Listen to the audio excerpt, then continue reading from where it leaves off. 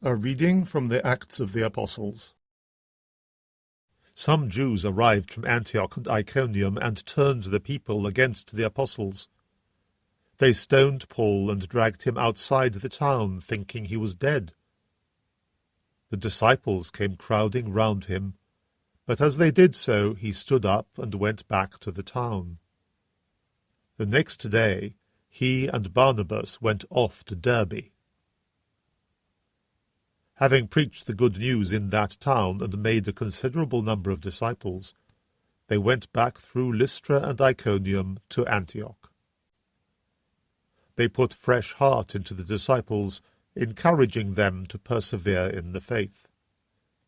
We all have to experience many hardships, they said, before we enter the kingdom of God. In each of these churches they appointed elders, and with prayer and fasting they commended them to the Lord in whom they had come to believe. They passed through Pisidia and reached Pamphylia. Then, after proclaiming the word at Perga, they went down to Attalia, and from there sailed for Antioch, where they had originally been commended to the grace of God for the work they had now completed. On their arrival, they assembled the church and gave an account of all that God had done with them, and how he had opened the door of faith to the pagans.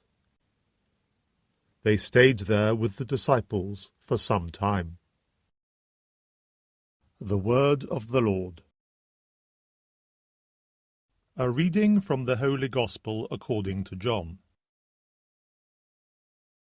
Jesus said to his disciples, "Peace I bequeath to you, my own peace I give you.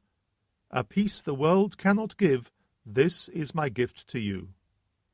Do not let your hearts be troubled or afraid. You heard me say, I am going away and shall return.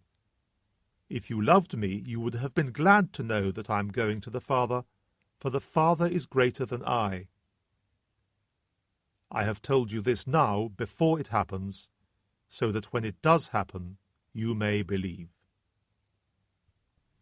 I shall not talk with you any longer, because the prince of this world is on his way. He has no power over me, but the world must be brought to know that I love the Father, and that I am doing exactly what the Father told me." The Gospel of the Lord.